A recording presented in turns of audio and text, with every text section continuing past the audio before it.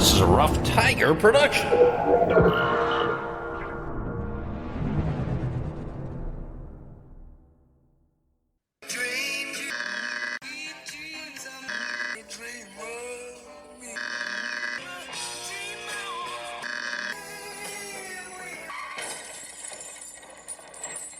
And you, and you, and you, and you were there.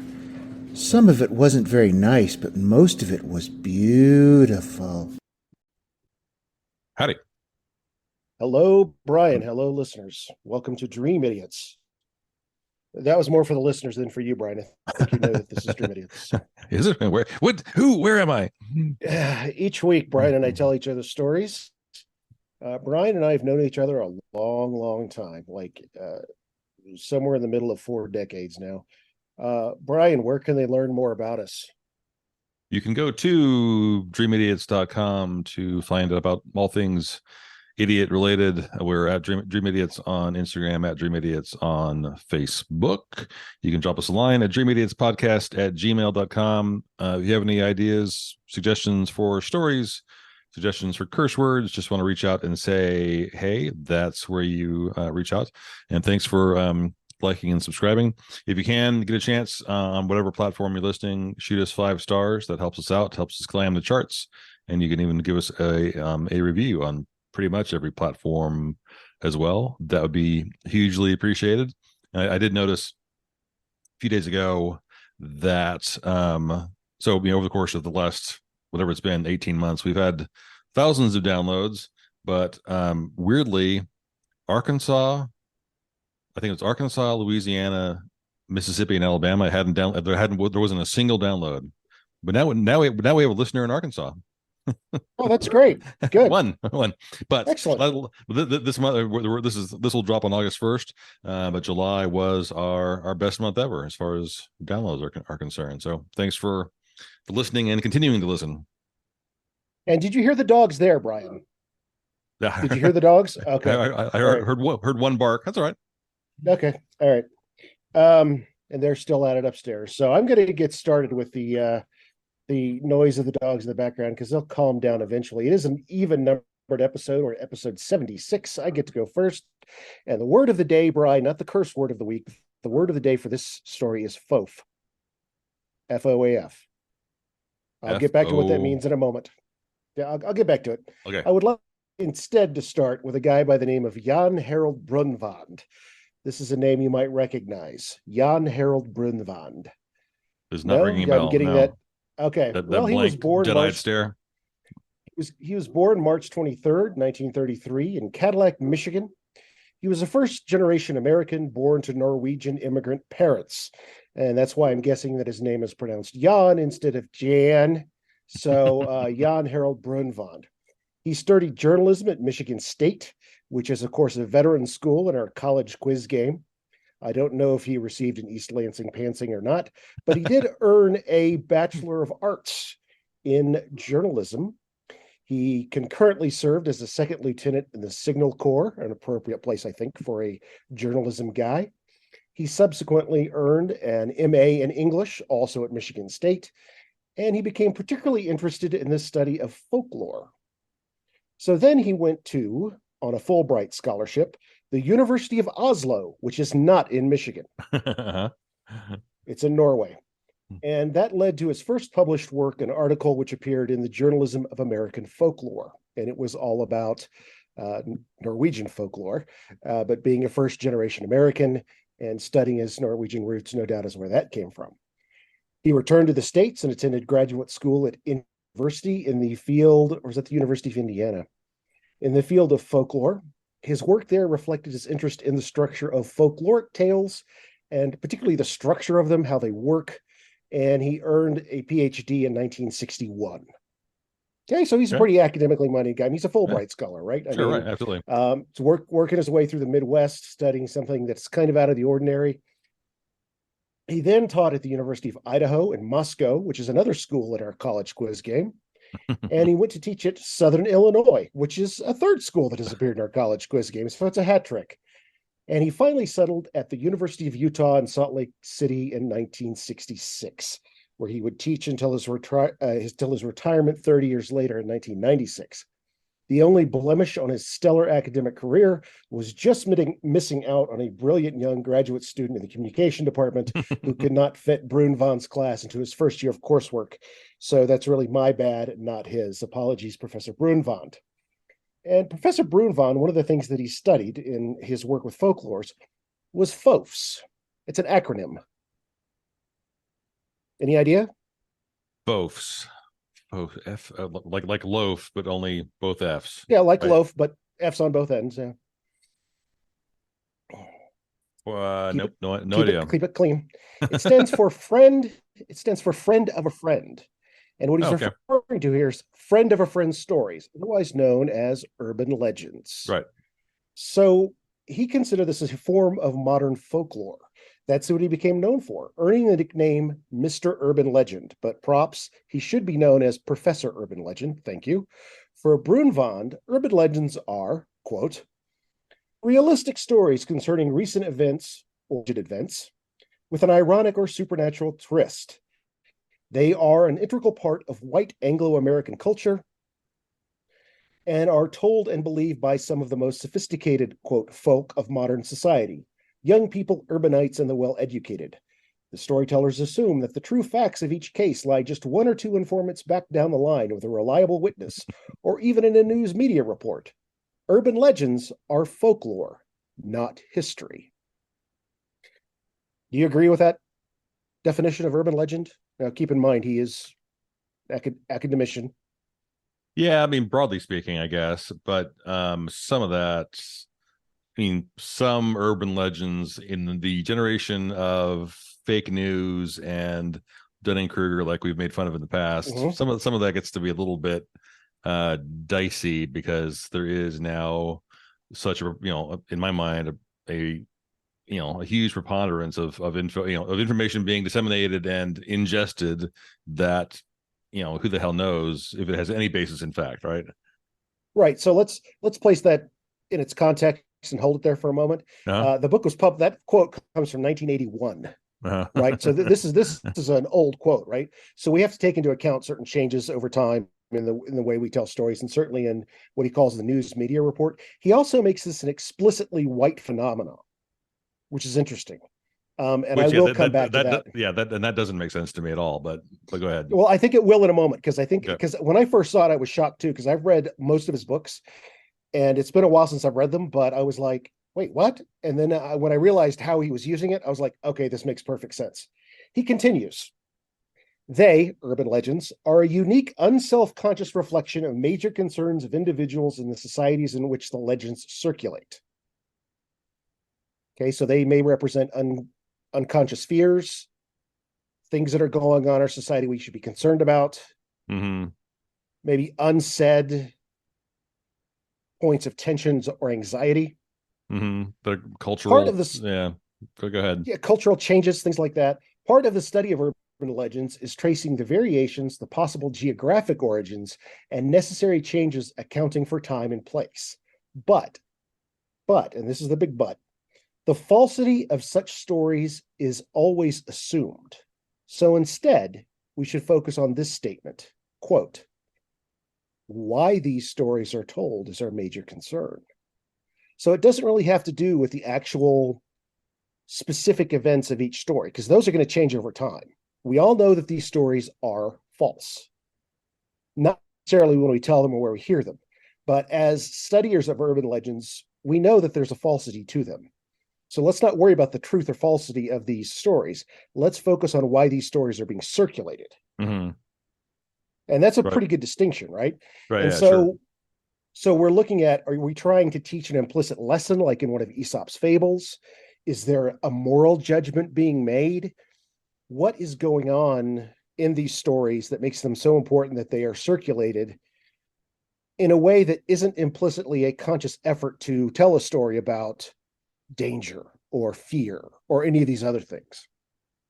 And one of the ways he gets to this in his book, The Vanishing Hitchhiker, American Urban Legends and Their Meanings, I'm going to take three quick examples here. He uses the American automobile as a launching point for this discussion, and I think it's a fascinating idea.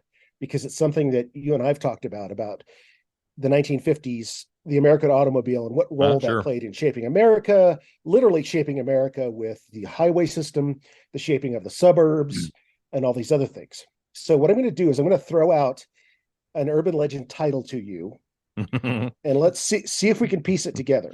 Okay. Let's take the very first one, and perhaps the most famous, the grandpappy or grandmammy of all urban legends, the vanishing hitchhiker story. Have you ever heard this one? I know you have. It's not ringing a bell. In the story, a motorist is on a lonely road late at night, and this lonely, dark road could be somewhere out along some Right. road in between two settlements, and they see, it's usually a young woman, in the rain, in the fog, and he stops to pick her up. And she's usually just a few miles from her house. Right. So he takes her the length of the drive. Let's say it's 5 miles down the road. And she says, "That's my house up on the right." When he gets out of the car and goes around to let her out, she's gone. She's disappeared from the vehicle. The lights in the house are still on. So he goes to the front door to say, "I'm sorry, but I didn't actually see her get out, but I brought this young lady here to give her a ride." And the parents or the father or the mother, or whoever is there, said, "That was Susan. That was our daughter. She was killed 15 years ago, Yeah, okay, just right up the road." Right. And there's always some variant of it. And this vanishing hitchhiker story goes back almost, it goes back before there were cars, right? That there were people giving them rides in horse-drawn carriages. This has appeared for centuries in our culture. Yeah, the version of that I've heard. As a kid on more than one occasion is, kids are near a creek fishing. There's an old man fishing. And they engage with him briefly, walk past him, find a good fishing hole, and return back to him. He's gone, and then it's he's the owner of this land who died, whatever. It's who drowned in the river, or was killed by whatever. Right. That's the same story. Right. But in using the automobile, right, he ties it to a modern concern. Right. And that is the use of automobiles to shrink time and place and distance and all these other things. The next one, and this is actually a twofer here: the death car and the philanderer's Porsche. Have you heard either of these stories? Do these sound familiar? Typically, not in this from the story, title, no. Okay, someone is advertising a really fancy car. Mm-hmm. In this case, a Porsche one, or a really fancy, like a Mustang, like a Shelby, right? And they're advertising at a very low price. Why do you only want $150 for this car? And it's usually in pristine condition. With the death car story, it's that, well, here's what happened. The owner owed some guys some money. Or the owner did this, or crossed somebody some way. So they drove him out to the desert, killed him, stuffed him in his own trunk. And what's going to happen is through the course of the story, the person noticed this pervasive smell of death that never leaves the car. Right? Okay. So the moral or lesson is don't take chances, right? Don't cross people. Don't do these evil things that will live on after you. The philanderer's Porsche is basically a similar story, but it's the case of a man leaving his wife who's advertising his beloved Porsche for like $100. Right. And it's that he's run off with his secretary or his lover to another country and says, "I need money." It's the wife selling the car, right? Right. He's like, "Sell my Porsche." Hey, great. I sold it for $100. Yeah, here's your money. Right. So don't cheat, be faithful. Yeah. Screw you. I'm not selling your car for anything. So there's another couple of urban legends. Now, this next and final one that I'll use an example, and this is the one that to me is almost precedent above the other ones here: the vanishing hitchhiker, the death car, the philanderer's Porsche. This is the first one that I think I remember hearing as a small child, because that's the kind of cousins and people I hung around with who would tell stories like this just to scare the shit out of me. It's actually classified in his book, I believe, as a teenage horror story by Brunvand, but still, it gets into that automobile as a cultural touchstone kind of area that I want to talk about. And that's the hook in the car door. I know you've heard this, right? famous hook in the car door story about two kids or boyfriend, girlfriend, they're out at Lover's Lane somewhere, and they're hearing a scritching noise, and the girl wants to go and the guy doesn't, and she keeps hearing the scritching noise and it's freaking her out, and the boy's like, that's just the wind, don't worry about it. Keeps hearing a scritching noise, it's getting louder and louder. Okay, Finally, right. even the boy gets freaked out, so he burns ass, gets out of there. When he gets back to her house, goes around the car to let her out, and there, hanging in the car door, is a hook. And then they hear that at some point through the story is, and I realize I'm not telling these stories in the proper format because Right, I'm not right. interested in that particularly, is a hook that belonged to an Right. escaped madman who had a hook for a hand. And we don't question the logic of it. Is why would they let a guy who's in an insane asylum wear a hook for a hand when he's in the stuff like that, right? But that story, according to Brunvand, really started appearing in the mid to late 50s, which coincides with suburbia and Right. the building of the American highways and the automobile taking a central place in American culture. And of course, that lesson is don't go humping in your car, right? I mean, watch your promiscuity, watch your sexuality. Right. And that would become the focus for a generation later, or 1950s, go into 20 years later. That's one of the basic rules, as we learned by watching Scream and other horror films from earlier, like Halloween and Friday the 13th. That rule that if you want to die in a horror movie, go hump somewhere you shouldn't, right? Right, A right, car, right. Uh-huh. someone else's house, A cemetery, a hospital right. bed, a cemetery. Yes, go do that somewhere else. So it's tied up not only in automobiles, but this idea of what is proper sexuality. And it's certainly not being a promiscuous teenager. So does all of that kind of gel for what we're talking about with urban legends so far about why we tell these stories? Okay, keep everybody in line. So I want to jump away from Brunvand a moment to address the confluence of urban legends and historical fact. So I'm just putting this together off the top of my head and the way to think about it. So what I'd like to do now is consider the way that these classic urban legends, particularly the hook in the car door,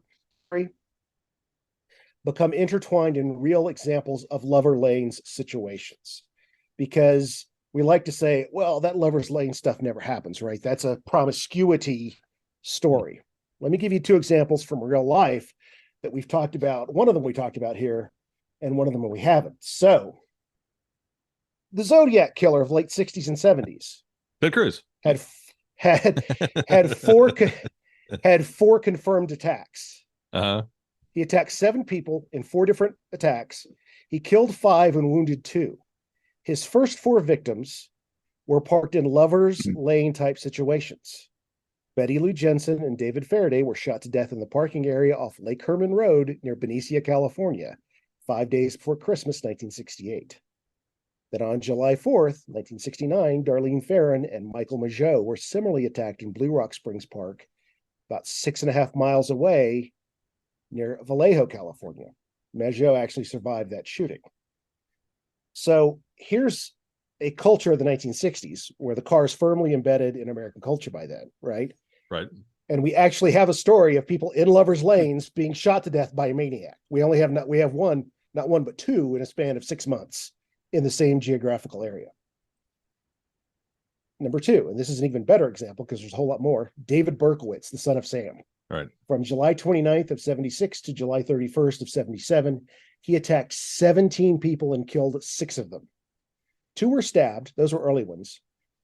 And 1 was shot on the street. The remaining 14 of them consisted of, were 7 couples who were all shot in their parked cars. Right. So I would wager that while that was going on in New York, you bet your sweet bippy that these urban legends were circulating fast and furious and intertwining what was going on with the popular culture and with what was going on in the real world. So the urban legends, gin up. Here comes the real world. So the real world sparks up more urban legends. The urban legends are proof for the real world. It just kind of cycles itself up and up and up. He hears that urban legend, Berkowitz does, and decides, oh, that's a great story. Let me make that story come alive. maybe. Yeah, I don't know. Right. I don't know if he's ever talked about it. I'm not sure that's something that's ever been talked about with him. I don't know. Right. I don't recall that ever coming up with Berkowitz because he was busy claiming that the neighbor's dog was telling him what to do. So Right. I'm not That's sure true. if he ever really talked about that. Finally, the whole white Anglo-American thing, the statement, what I think that Brunvand's getting at, and what he's talking about really is that there's basically an implicit racial bias in all of these urban legends. These urban legends took root in white suburbia. And when I think back of all the urban legends I've heard in my 50 something years on this earth, I heard them from other white folk like myself. And an implicit means to teach normative lessons about anything outside the area of the white, quote, normative experience. The white heterosexual normative experience. And growing up, I heard urban legends because of where you and I grew up, San Antonio. I heard a bunch of urban legends that came out of Mexican culture and Mexican American culture. Right. La Llorona, the Devil Dancer, which was big in San Antonio in the 70s. I remember hearing that as a kid. Yeah. And that scared me a great deal. Woman Hollering Creek. I mean, that it was Woman Hollering Creek. Yep. Which is off of I-10 between San Antonio and Seguin, or on the way to Seguin. Or past Seguin on the way to. Randomly in the last month or so, I was driving around and there was I passed a sign, Woman Hollering Creek, like, oh God, there it is. I was like, I need to pull over. Yeah. But what it does is it kind of places boundaries around about what is safe within your white experience. I think that's what Brunvand is getting at when he's talking about the expositions of these urban legends. Now, that does not account for any experience outside the white suburban experience, right? And we've seen popular representations like Candyman, and I believe there was a La Llorona movie about all of these things that are established that, well, it's not, urban legends are not just a white experience thing. The dominant form of discussing them has been through, like most things in this country, are through the white experience. And that may have not been completely clear by my car examples from above. But I do have a couple of examples which I will use next time, because I'm going to do a second part for this next time, where I'm going to talk about 3 specific urban legends and kind of go into them in detail of when I heard them, who I heard them from, and what they're about. Right. In a story that I will call Return of F.O.A.F. This was F.O.A.F, and the next story will be Return of F.O.A.F, because I really can't get enough of these. I've loved reading about these for many, many years. And I will use this to talk about it next time, because I know that even within our community of San Antonio, we had, like, you might hear an urban legend like Midget Mansion. I'm sure you heard about that growing up in San Antonio, where everybody had a different location for it. And my location, I always heard this, it's off Callahan. It's off I-10 in Callahan, right? And that's what I always heard. And I apologize for the name Midget Mansion. That's what everybody called it in the 80s. Not our fault. Right, not our fault. But I remain fascinated by this stuff. And it's good to know that Jan Harold Brunvand, at the age of 90, is still out there. Oh, wow. Somewhere in Salt Lake City. He retired and he still lives there. I don't think he's written anything in a while, but he does have a stunning number of books out there. Check him out on next time you're in a bookstore, or look him up, because he's got a ton of them, and they're all well worth your time. Sources for this particular discussion were Jan Harold Brunvand's 1981 book, The Vanishing Hitchhiker, American Urban Legends and Their Meanings, from W.W. Norton of New York, Zodiac.ciphers.com, a website run by Michael Morford, Zodiac Speaking Podcast by Mark Morford and Richard Grinnell, and Wikipedia for basic bioinfo on Jan Harold Brunvand and David, son of Sam Berkowitz. So, any final comments on urban legends, Bryan? I know that. Well, a couple things. I mean, it's interesting to me that you, or I guess the research is making the point that this is a predominantly sort of a white experience, or white, whatever behavioral trait, I guess. because in thinking about it, I mean, this may not be related. Maybe I'm making a ridiculous point here, but it does seem like this may be related to the fact that in my mind it is white people, white men especially, who are the ones who are the most likely to glom on to conspiracy theories, who are who will take a kernel of something that has been repeated and repeated and repeated and then exaggerate. It's like it's the fish story, and it's always in my mind white folks that will try to convince you that the moon landing didn't happen because of the thing that they heard from so and so who worked at NASA for a weekend in 19 whatever. It's that kind of grain of rice in the chessboard. Like what? So I wonder if that's at all related. I mean, it is fascinating from a cultural standpoint just to see how these stories take root, how they grow, and then how they sort of spawn other things over time. But I wonder what there is that's psychologically true or sociologically true maybe about how white folks process this stuff. And of course, we don't have to pass them from person to person anymore. We've got email for that. And the crap I've gotten from people where it's just like, that's why one of the reasons I'm not on Facebook, because I don't have time to email everybody back and say, this is horseshit. I mean, use your common sense. This could not have happened. Right. And it just, when you start questioning the logistics of it, and I didn't even go into one of my favorites, which is the one about the woman who pulls into a late night gas station. Mm-hmm. And the guy comes out, and clearly this is an East Coast thing because he comes out to pump her gas, right? Back when filling stations did that. And he either pretends there's something wrong with her credit card or says, ma'am, there's something wrong with his bill. You need to get out of the car. And she thinks he's acting like a creep. So she gets in her car and takes off. And then suddenly he chases her and he's flashing his lights. It's because he saw somebody in her back seat. Right. And every time he would rise up, that kind of stuff. Again, that is, women don't travel alone. That's what the lesson of that story is, because this could happen to you unless you have a man there to save you. Right. And then everyone repeats it in a blind panic because So the other version of that, that I've heard is that, I mean, there was, when you're walking out to your car, be wary of anything that's been placed on your car. There'll be a water bottle or some article of trash or food or something, because someone's watching you.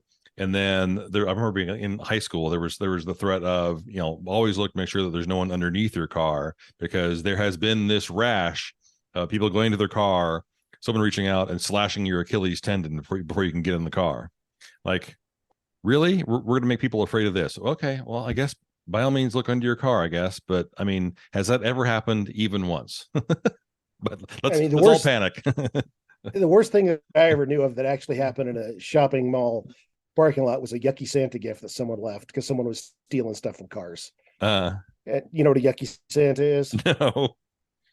It's where if you take a bunch of dog shit, put it in a package, wrap it up like it's Christmas, and someone steals that instead of yucky Santa. Okay. Yeah. Right.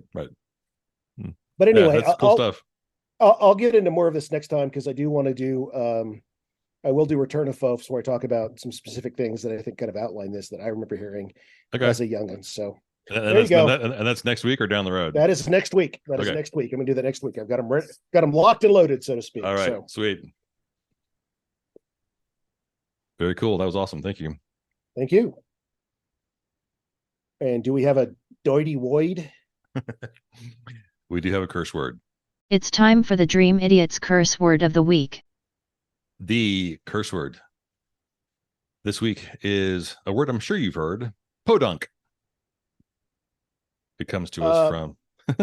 Go ahead. It means can either be a place, because I believe podunk is actually a place, or it was, but it also refers to a place that's insignificant, off the beaten path, not worth stopping in, a wide space in the road, that kind of stuff.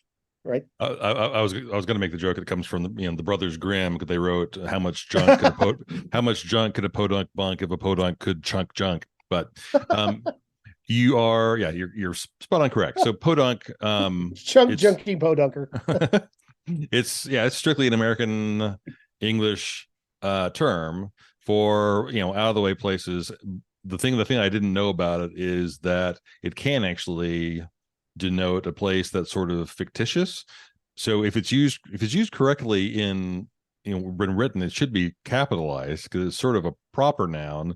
Sure. Because it's you're going to podunk, but podunk is sort of like Springfield on the on the Simpsons. It's just kind of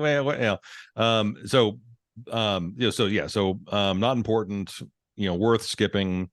The podunk itself actually is of Algonquin origin. So there actually was a tribe, the podunk people, that lived kind of in the marshy lowland areas near what's currently East Hartford and South Windsor, Connecticut.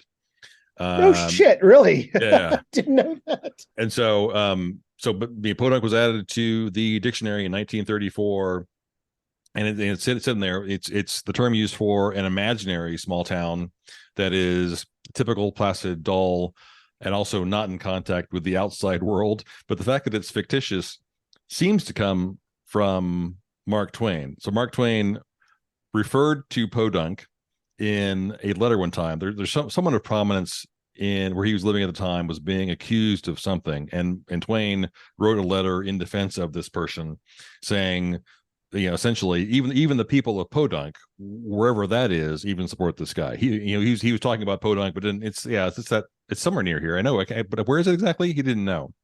He was living in New York State at the time, within a few miles of the Podunk River, but that might be the genesis of it sort of referring to a kind of fictitious place.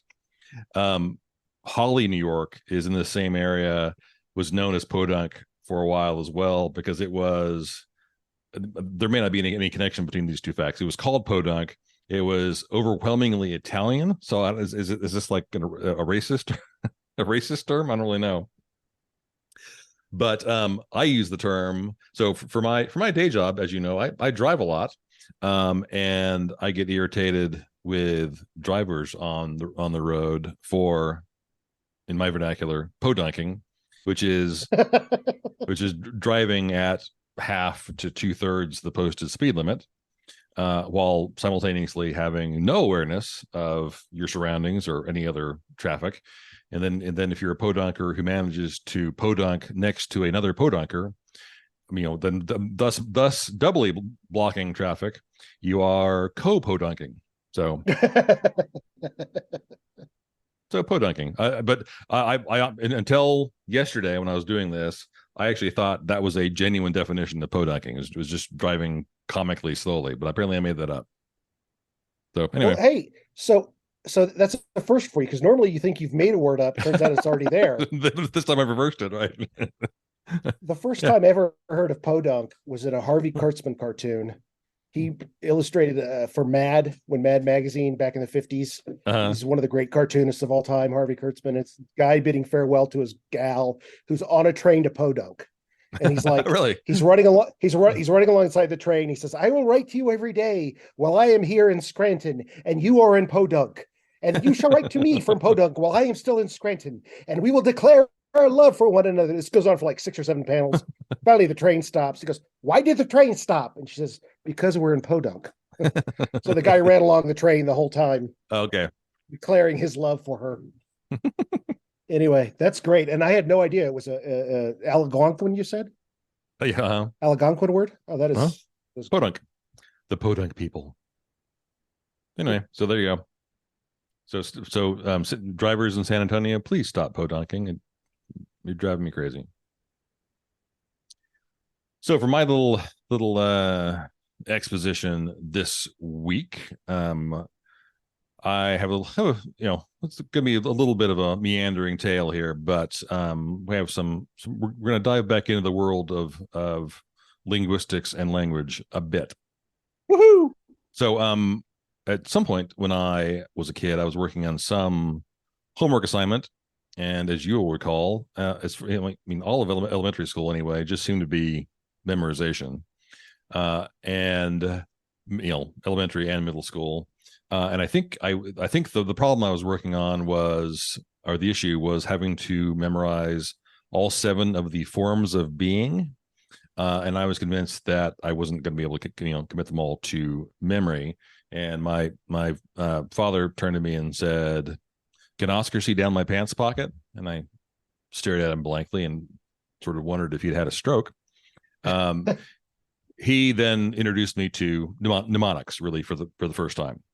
And I'm fairly certain he didn't know couldn't recall what the mnemonic actually was for, but he didn't remember the actual mnemonic. "Can Oscar see down my pants pocket" is something he had used when he was an undergrad, and I was talking to him when he was in his 50s. So, but that was his way of introducing me to these memorization tricks that you can take advantage of to do well in life, do well on tests. And it turns out mnemonics, if you start Googling mnemonics, it is a much broader umbrella than I even fully realized. Some mnemonics are musical in nature. The ABC song that's set to Twinkle Twinkle. That technically that is a musical mnemonic. 1, 2, 3, 4, 5, 6, 7, 8. That from electrical. That is absolutely a mnemonic that everyone, certainly of our generation, probably knows. It's also a damned earworm too, if I've ever heard of yeah, absolutely. And the graphics for that were just were cool as hell. And there are a whole bunch of even early jingles that were intended to be earworms as well, just getting in your brain so you would spend money, right? Even poetry, acrostic poetry. That forever ago, I had a curse word of the week that was "fuck off" because it was that guy's tombstone. Right. He had read "fuck off" vertically. I mean, technically, it's not really for memorization necessarily, although it can be to help you, memorize a poem. But that's sort of tangent to this same universe. And frankly, even crossword puzzles are in the same universe. And then things like lefty loosey, righty tighty, spring forward, fall back, anything that is clever, a play on words, has some rhyme scheme, whatever, it has a cadence to it. Even that kind of falls into the same category. But I'm going to focus more on what I would call the acronym sort of style, acrostic sort of style of mnemonics that are out there. That some of these I actually use quite a bit. So days of the month. This is what I'm sure you may know. How do you're thinking about a calendar? Like, how many freaking days are there in September? Do you ever do the 30 days half September? I could never memorize that, so I use the knuckle trick. That's what I do. Okay. The knuckle trick. Yeah. There is you can look at your hands and sort of map out physically the days. But 30 days half September, April, June, and November. I say that to myself, 10 times a year. Just remember, like, where am I now? Yeah, because it's stuck in my head. I'm good on 2 of the months, but the other 10, I am screwed. Right. February I got, and January and December I got, but the rest of them I'm no good. So so anything that requires, the biological processes, and anything that has lists in it, kind of lend itself to it.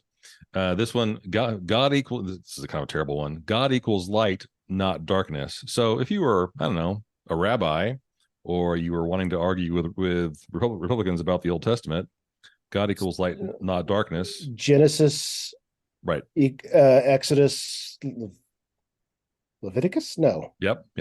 Oh, God equals light. Not is Numbers. Darkness, Deuteronomy. So I know. Right. This one just seems incredibly lazy. Never eat shredded wheat. The cardinal directions? Yeah, like just 4 words. They're all one syllable. North, east, southwest. Maybe commit that one to memory. Please excuse my dear Aunt Sally. This is one I definitely recall using while staring at a test. Please excuse my dear Aunt Sally. God, I know that one. What is that? Excuse You, I'm you know, drawing you, a blank. you might want a pen and a pad of paper, and listeners that matter. So that is in algebra. So orders of order of Oh, operations, damn it. Yeah, yeah, yeah. parentheses, exponents, multiplication, division, and addition, subtraction. Next Well, one. I don't have an Aunt Sally. Next one. Richard. This. Well, you'll see. Richard of York. Of York gave battle in vain. Uh huh. Yeah. Colors of the Rainbow. Yeah. Roy G. Biv. Yeah. Roy G. Biv. This one, I think you've mentioned to me on this podcast. Holmes, Homes. Oh, the Great Lakes. Yeah. Huron, Ontario, Michigan, Erie, Superior.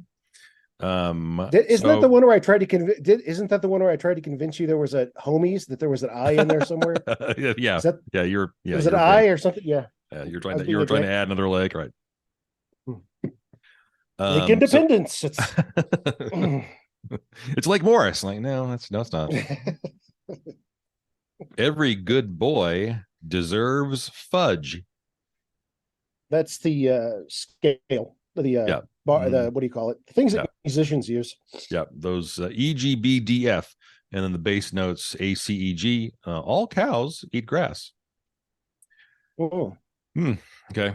Fanboys. FANBOYS. Fanboys. Oh, the fanboys are the worst. I don't know what it stands for. They are all the conjunctions. For, and, nor, but, or, yet, so. Okay. I value xylophones like cows dig milk. I'm actually I just learned this one. I'm actually going to Oh, that's Roman numerals. Yeah. So yeah. Right? So I is 1, V is 5, X is 10. Order. Right. L is 50, C is 100, D is I guess 500, and M is 1,000. Right. Like cows drink milk. Right. Cows don't drink milk. Cows dig milk. Although they don't really dig milk either. They just right. I guess they drink milk when they're young. So this is a this is a longer one. Sorry, I'm entertaining myself here. He has light brain but cannot offer full 9 subjects. May all senior professional scientists come and protect chemistry.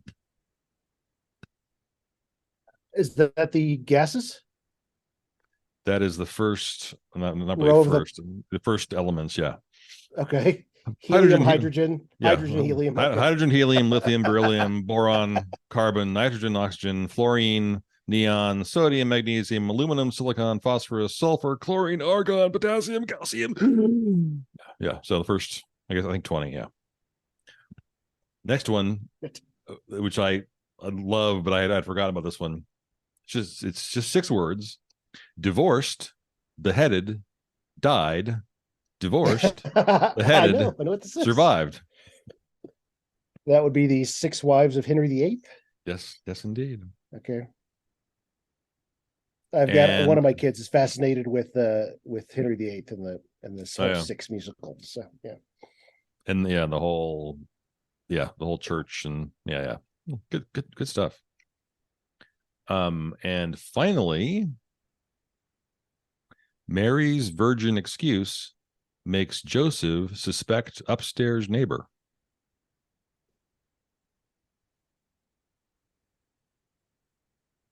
Is that the planets in the solar system? Yeah. That's hands down my favorite mnemonic of all time. Mary's virgin excuse makes Joseph suspect upstairs neighbor. The other one I love is also the planets. Moist vagina expected. Might just steam up nighty. Also funny. And then the simple one is my very easy method just speeds up naming planets. That adds Pluto back in there. But I like that one. I like that because I always heard Mallory, Valerie, Emily, Mickles, saves something, Nichols something. It wasn't very good because I can't remember it. Mallory. What was the last? Valerie, Emily, Nichols. Yeah. Go ahead. You're very easy. My Very easy method, just speeds up naming planets. Like that. Yeah. So can you go back to the COSDMPP? Well, I was just about to mention that one. Yeah. Oh, thank you. All right, I'll shut up then. The other one that's a very common one that I kind of hate. I before E except after C. That one should be expunged because there actually are more words in English that violate the rule than adhere to the rule. But because it rhymes, people like it, I guess. Go woke, go broke, right? It rhymes. It must be true. And the can Oscar see down my pants pocket is actually the periods during the Paleozoic. Why my father would have known that, who was studying engineering, but that is Cambrian, Ordovician, Silurian, Devonian, Mississippian, Pennsylvanian, and Permian. Wow. Do you have one for the 7 states of being? The 7 states of being, I did not actually come up with a full mnemonic, but I quickly realized that they began with AA, BB, WW, and I. And literally to this day, am, are, be, been, was, were, is. I mean, I came up with that 40 fucking years ago, and it's still right there. Did you ever watch TV Funhouse? A tiny bit. It lasted like 6 episodes, and they used to do this bit. I think it appeared twice, but there's only 6 episodes, and it was called Mnemonics, your dear friend. And it was done in the style of the old the old educational films we had to watch. Right. And so they did one for that where it was phylum, class, order, family, genus, species. Who can remember all these things? Use a mnemonic. Please come over for gay sex. Right.